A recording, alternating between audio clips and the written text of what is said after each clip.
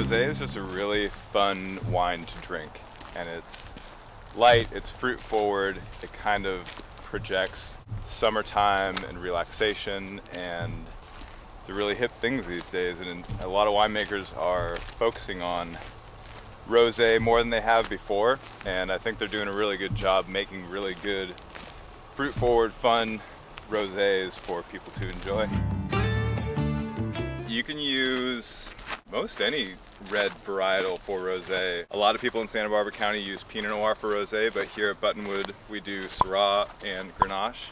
Those are the two Rhone varietals that we have on property that we find lend themselves really well to making really nice Rosé.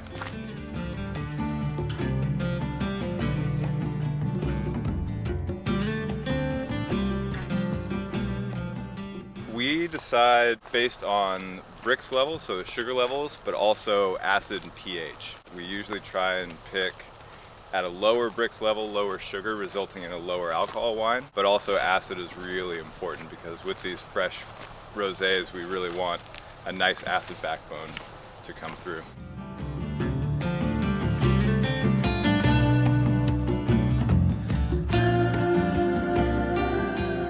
Brix is a unit of measure of sugars in wine, soluble solids, and it's how we measure sugar levels in grapes, in grape juice.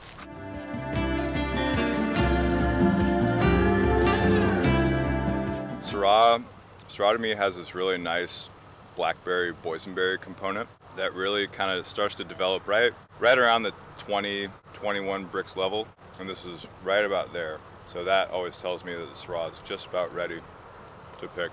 A little thicker skins, so that lends a lot to the color. That's why we go direct to press. So fruit comes off the vine directly into press because you get a lot of that color extraction from these thick skins.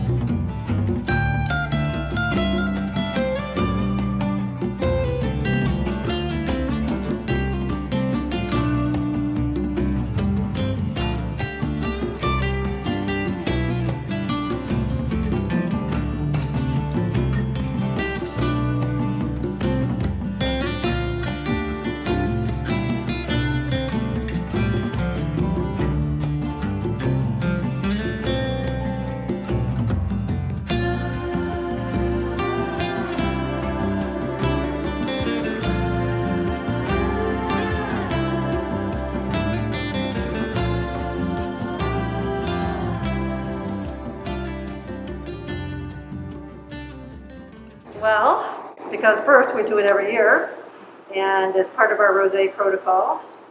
Technically, we do it so that we gently break open the skins of the grapes and start to let the juice integrate so that all the flavor and color and deliciousness is integrated from the skin. And secondly, we do it because it's fun. And it's kind of the winemaker's pedicure. Lucille Ball is here. See?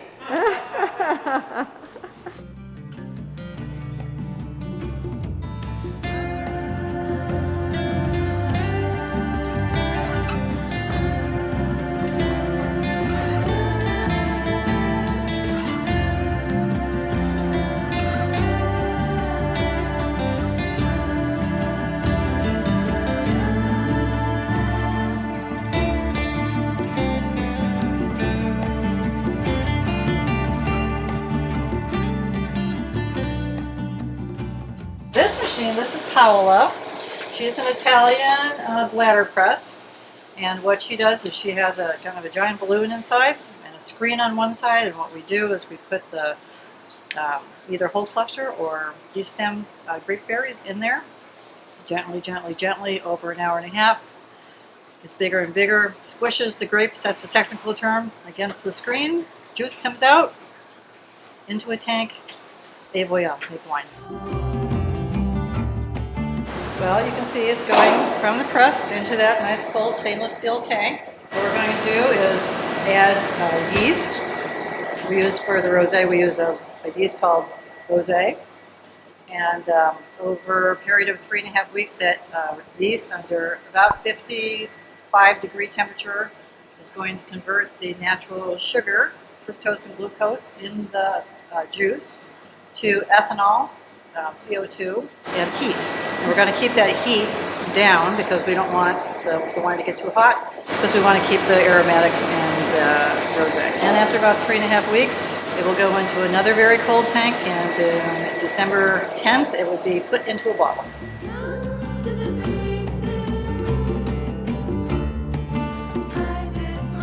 Usually I get the kind of blackberry, boysenberry from the fruit, but then that translates into the rosé more like strawberry, watermelon, Jolly Rancher, these really, really nice, bright, red fruit forward components. They're quite lovely.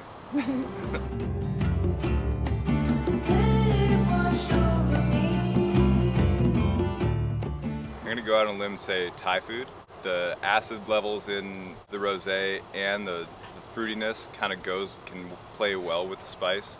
Spice and wine are kind of hard to pair together, but the rosé is really good with it.